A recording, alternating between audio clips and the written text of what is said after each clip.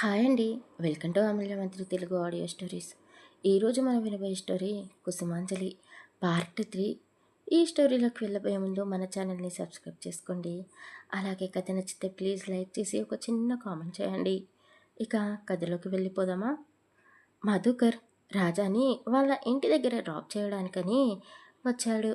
కానీ అక్కడ వైష్ణవిని చూసి మైమర్చిపోయాడు. అసలు అప్పటి వరకు ఆడవాళ్ళని చూడలేదు అన్నట్టుగా ఆమెని ఒక అద్భుతంలా చూస్తూ ఉండిపోయాడు. అంతలోనే అతనికి వెక్కిలి రావడంతో అది ఒక సాకుగా మార్చుకొని తలపోటుగా కూడా ఉంది, టీ కూడా కావాలి అని రాజాకి చెప్పేసి అతను సరే ఇంట్లోకి వెళ్దాం పదా అన్నా అని మాట పూర్తి చేసే అంత లోపలనే అతను వైష్ణవి దగ్గరికి వెళ్ళాడు. ఆమెకి ఎదురుగా నిలబడ్డాడు. ఆమెని కన్నుల నిండుగా చూస్తూ ఉన్నాడు. ఆమె ఒక అడుగు వెనక్కి వేసింది, కాస్త భయపడుతూ. రాజా వైపు చేసింది. అతను కనురెప్పలు మూసి తెరిచాడు. మరేం పర్వాలేదు, నాకు తెలిసిన వ్యక్తే అని ఒక్క చూపుతోనే ఆమెకు అర్థమయ్యేలా చెప్పాడు. వైష్ణవి కాస్త భయాన్ని తగ్గించుకొని నమస్తే అన్నా అని రెండు చేతులు జోడించి అతనికి చిరునవ్వుతో నమస్కారం పెట్టింది. మధు వైష్ణవిని కింది నుండి పై వరకు చూసి ఆమెని పూర్తిగా స్కానింగ్ చేశాడు. లూజ్గా ఉండే కుర్తా పైజామా వేసుకుని ఉంది. ఆమె వేసుకున్న డ్రెస్ మామూలుగానే ఉంది, కానీ ఆ డ్రెస్లో కూడా అతను ఆమె వంపు సంపులను చూడగలిగాడు. భయంతో కనురెప్పలను మూస్తూ తెరుస్తూ ఉన్న ఆమె కళ్ళు చాలా పెద్దగా మత్తుగా ఉన్నాయి. ముక్కుకు ఉన్న చిన్న ముక్కు పిల్ల ఆ ముక్కుకి మరింత అందాన్ని తెచ్చిపెట్టింది. ఎర్రటి పెదాలు అణువణువు అతనికి ఆమెలో నచ్చేసింది. ఆమె యథ సంపదని వర్ణించడానికి వీలు లేకుండా చున్నీతో పూర్తిగా కవర్ చేసింది. ఒక్క నిమిషంలోనే ఆమెను అంతలా మనసులో వర్ణించుకోగలిగాడు మధు. కానీ ఆమె పిలిచిన ఒకే ఒక్క పిలుపు అన్నా అన్న మాట అతనికి నచ్చలేదు. చూడండి, నా పేరు మధుకర్, అందరూ నన్ను మధు అని పిలుస్తారు, మీరు కూడా అలాగే పిలవచ్చు. ఇక నా గురించి చెప్పాలంటే నేను ఈరోజే రాజాకి పరిచయం అయ్యాను. రాజా కూడా నాకు మంచి ఫ్రెండ్ అయిపోయాడు. వీడు వట్టి అమాయకుడండి. వీడిని ఇలా వదిలేస్తే ఎలా చెప్పండి? అందుకేనేమో వీడికి తోడుగా ఉండమని ఆ దేవుడు నన్ను పంపించాడు మీ జీవితంలోకి. ఇక నేను వచ్చేసాను కదా, మీ లైఫ్ పూర్తిగా మారిపోతుంది అని మదన్ నవ్వుతూ అన్నాడు. అతని మనసులో ఎలాంటి చెడు ఉద్దేశము లేదు, కానీ అతను ఒక మగవాడు. ఒక ఆడదాన్ని చూడగానే ఎలా మాటల గారడి చేస్తారో అచ్చం అలాగే మధు ఇప్పుడు మాట్లాడుతున్నాడు. అక్కడ ఉన్నవాళ్ళు మరీ అంత అమాయకులేమీ కాదు. అతను ఏ ఉద్దేశంతో అలా మాట్లాడుతున్నో అర్థం చేసుకున్న వైష్ణవి ఇది రాజా ఇద్దరు ఒకరిని ఒకరు చూసుకున్నారు. అప్పుడే కమలమ్మ మంచినీళ్ళు టీ తీసుకొని మధు దగ్గరికి వచ్చింది. బాబు, ఏమీ అనుకోకండి, ఇంట్లో కరెంటు పోయింది, ఒకటే ఉక్కపోతగా ఉంది, అందుకే బయటికే నీళ్ళు చాయ్ తీసుకుని వచ్చాను. వైషమ్మ, ఒక్కసారి ఈ ట్రే పట్టుకో అమ్మా, నేను బాబుగారికి చైర్ తీసుకుని వస్తాను అని వాటర్ని టీ ఉన్న ట్రేని వైష్ణవి చేతికి అందించి కమలమ్మ లోపలికి వెళ్ళి చైర్ తీసుకుని వచ్చింది.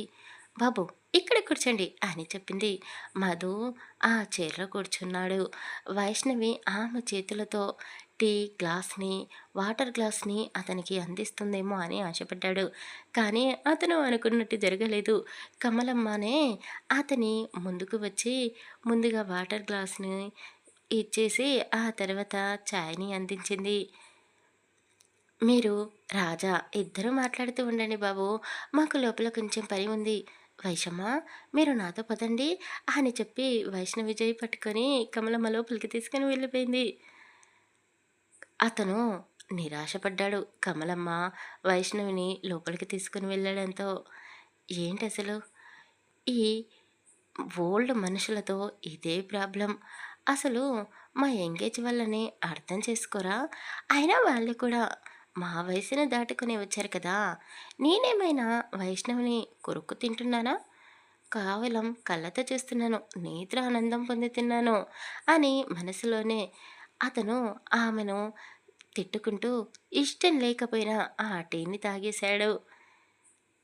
సరేరా, నేను ఇక వెళ్తాను. నీకు ఎప్పుడైనా ఏదైనా హెల్ప్ కావాలంటే నన్ను అడుగు రాజా అని అతని విజిటింగ్ కార్డు అతని చేతికి అందించాడు.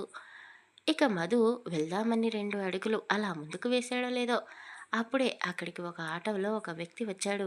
వయసు పైబడిన వాడే. కాస్త ఆయాసపడుతూ, రొప్పుతూ రాజా దగ్గరికి వచ్చేసి, "ఒరేయ్! ఏమైందిరా నీకు? నా పరువంతా తీశావు. నిన్ను పనిలో పెట్టి వారం రోజులు కూడా కాలేదు. అప్పుడే ఎగ్గొట్టేశావు. ఈ రోజంతా ఎక్కడ చచ్చావురా? సీటు దగ్గర నన్ను అసలు ఏమీ మాట్లాడలేకపోయాను" అని కాస్త చివాట్లు పెడుతూ అడిగాడు. ఇంతకీ ఈరోజు పనిలో కిందకి రాలేదో చెప్పనే లేదో? ఆయన అలా చెప్పా పెట్టకుండా పని ఎగ్గొడితే అవతల పని చేయించుకునే వాళ్ళకు కోపం వస్తుందా రాదా నీ మీద? అది కూరగాయల మార్కెట్ రా. అక్కడ పని చేసేవాళ్ళు ఒక్కరోజు ఒక్కరు రాకపోయినా వాళ్ళు చాలా ఇబ్బంది పడతారు. అయినా నువ్వు బరువులు మోయడం లేదంట. సేటుకు కూడా నీ పనితీరు నచ్చలేదంట. నేను ఎప్పుడెప్పుడు తీసేయాలా అని ఎదురు చూస్తూ ఉన్నాడు. ఈరోజు ఈ సాకు అతనికి దొరికింది. ఈ సాకును చూపించి నిన్ను పనిలోకి రావద్దు అని చెప్పాడు. ఇదిగో నీ వారం రోజుల డబ్బు అని రాజా చేతిలో ఆ డబ్బును పెట్టేశాడు. ఇక మళ్ళీ నా చుట్టూ కూడా ఏదైనా పని కావాలి అంటూ తిరగమాకు. కొత్తగా వచ్చాడు అమాయకుడు, పాపం పోనీ అని ఏదో ఒక చోట పని చూపిస్తే ఈరోజు నాకే తిట్లు పడేలా చేశావు. అయినా ఈ వయసులో కష్టపడకపోతే ఇంకెప్పుడు కష్టపడతారా? మగవాళ్ళు మోటుగా మొరటుగా ఉండాలి. నీలా మరీ ఇంత సుకుమారంగా ఉండకూడదురా బాబు అని అతను రాజాతో రేపటి నుండి నువ్వు పనిలోకి రావద్దు అని ముఖం పైన చెప్పేసి అతను అక్కడి నుండి వెళ్ళిపోయాడు. దాంతో రాజా చాలా నిరాశ చెందాడు. వెళ్తాను అన్న దగ్గర వెళ్ళకుండా అక్కడ జరుగుతున్న సన్నివేశాన్నంతా చూసి చిరునవ్వు నవ్వుకున్నాడు. రాజా భుజంపై చెయ్యి వేయగానే ఉలిక్కిపడ్డ రాజా మధు వైపు చూశాడు. ఏంటా అన్నట్టు. ఏంట్రా, నీ గురించి అసలు అతను ఏమనుకుంటున్నాడు? ఒక్కచోట పనిలో నుండి నిన్ను తీసేస్తే మరి ఇంకెక్కడ నీకు జాబ్ అనేదే దొరకదు అన్నట్టుగా మాట్లాడి వెళ్ళిపోయాడు.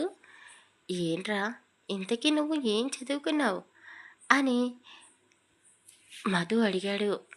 రాజా గుటకలు మింగుతూ అది నేను అన్నా అని నసుకుతూ ఉన్నాడు.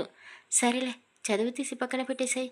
కానీ రేపు నువ్వు ఖచ్చితంగా నేను చెప్పిన అడ్రస్కి వస్తున్నావు. వచ్చి తీరాల్సింది. అక్కడ నీకోసం ఒక జాబ్ ఎదురు చూస్తూ ఉంది అని కాస్త గట్టిగా లోపలిగా ఉన్న వైష్ణవికి వినపడేలా చెప్పేసి ఒక చిన్న చిరునవ్వు నవ్వేసి చాలా సంతోషంగా మధుకరక్కడ నుండి ఇంటికి వచ్చేశాడు. చేతిలో ఉన్న డబ్బుని తీసుకుని ఇంట్లోకి వెళ్ళాడు రాజా. ఆ డబ్బులు తీసి దేవుడి పటం ముందు పెట్టాడు. ఇప్పుడు నన్ను ఏం చేయమంటారు అని వైష్ణవిని కమలమ్మను అడిగాడు. నువ్వు ఏదో ఒకటి ఆలోచించుకున్నట్టే ఉన్నావు కదారా, నువ్వే చెప్పు అని వైష్ణవి అన్నది. నేను మాధవి గారు చెప్పినట్టే వాళ్ళ ఆఫీస్కి వెళ్తాను. అక్కడ ఏదో ఒక చిన్న ఉద్యోగం చేస్తాను అని చెప్పాడు. నీ ఇష్టం. నీకు ఎలాంటి ఇబ్బంది ఉండదు అనుకుంటేనే ముందుకు అడుగు వెయ్యి అని వైష్ణవి అన్నది. ఇక రాజా నిర్ణయం తీసుకున్నాడు. మధుకర్ వాళ్ళ దగ్గరికి జాబ్కి వెళ్ళాలి అనుకున్నాడు. బాబు కాస్త చూసి, ఇందాక అతను మాట్లాడిన మాటల్లో ఏదో లోతు తగి ఉంది. సిటీలో ఉండే అబ్బాయిలకు ప్రేమ అనేది ఉండదంట కదా. వాళ్ళ కళ్ళకి ఏ అమ్మాయి నచ్చితే వాళ్ళతో తిరుగుతారంట. డబ్బులు ఇచ్చి మరీ ఇంకా ఇంకా ఏదేదో చేసి డబ్బులు ఇస్తారంట కదా. చీచీ, అసలు చెప్పాలంటే నాకే ఎలాగో ఉంది. నేను మీ ఇద్దరికీ చెప్పేంత దాన్ని కాదేమో కానీ మీ నాన్నగారి అమ్మగారి దగ్గర నేను చాలా నమ్మకంగా పనిచేసేదాన్ని. వాళ్ళ చల్లటి చూపులో నేను ఇన్ని రోజులు బ్రతికాను. అలాంటి గొప్ప వాళ్ళ కడుపున పెట్టిన మీరు మగవాళ్ళ మాయమాటలకు పడిపోవద్దు అని చెప్తున్నాను, హెచ్చరిస్తున్నాను. అంతేకాని మీకు చెప్పేంత దాన్ని కాదు. మీరు చదువుకున్నారు, ఎవరితో ఎలా మాట్లాడాలో బాగా తెలుసు. మనం ఇప్పుడు ఎలాంటి పరిస్థితుల్లో ఉన్నామో, ఎలా మన ఉనికిని చంపుకొని బ్రతుకుతున్నామో మీ ఇద్దరికీ తెలుసు. ఈ విషయాలేవి మర్చిపోకుండా ఉంటే చాలు అని చెప్పింది. రాజాకి కోపం వస్తుంది. ఎలా మర్చిపోతాము కమలమ్మ? మా ఇద్దరికి జరిగిన అన్యాయం మరే ఆడపిల్లకు జరగకూడదు. ఒక్కసారిగా నా ప్రపంచమే మారిపోయింది. చిన్నప్పటి నుండి నేను కలలు కన్నా నా జీవితం నాకు దక్కకుండా పోయింది అని రాజా బాధపడుతూ, ఏడుస్తూ అలాగే నేలపై కూర్చొని ఉన్నాడు. వైష్ణవి, కమలమ్మ రాజా రాన్ని ఓదార్చారు. బాధపడకు, నీకు కూడా మంచి రోజులు వస్తాయి. కానీ ఆ మంచి రోజులు ఎప్పుడు వస్తాయో మనకెవరికి తెలీదు. గాలిలో దీపం పెట్టి దేవుడిపై భారం వేసినట్టు ఉంది మన బ్రతుకు. నిన్న మొన్నటి వరకు మార్కెట్లో పనిచేసే ఒక లేబర్ కుర్రాడివి, కానీ ఇప్పుడు పెద్ద ఆఫీస్లో పని చేయడానికి వెళ్తున్నావు. జాగ్రత్త. ఎవరో నిన్ను గుర్తుపట్టకూడదు అక్కడ. నీ ఉనికిని ఎవరికీ తెలియనివ్వకూడదు. ఎవరితో మాట్లాడినా సరే 10 అడుగుల దూరంగా ఉండి మాట్లాడు. ఎవరితో మరీ అంత క్లోజ్గా ఉండకు అని వైష్ణవి ఒక ఆ అమ్మాయికి ఎలాంటి జాగ్రత్తలు చెప్పాలో అవన్నీ చెప్పింది. రాజా కూడా వాళ్ళ అక్క చెప్పేదంతా బుద్ధిగా విన్నాడు. అసలు వాళ్ళ జీవితంలో ఏం జరిగింది? వాళ్ళ అమ్మా నాన్న ఎలా చనిపోయారు? తినడానికి, ఉండడానికి వాళ్ళకే సరిగ్గా దిక్కులేదు. అలాంటి వీళ్ళ దగ్గర ఇంట్లో పనులు చేసే పని మనిషి కమలమ్మ ఉండడం ఏంటి? అసలు ఏం జరిగింది? మధుకర్ వైష్ణవిని తొలి చూపులోనే ప్రేమించాడా? అసలు ఏం జరుగుతుంది? తర్వాయి భాగంలో తెలుసుకుందాం. కథ నచ్చితే ప్లీజ్ లైక్ చేసి కామెంట్ చేయండి. అలాగే మన ఛానల్ని సబ్స్క్రైబ్ చేసుకోండి. Thank you for listening.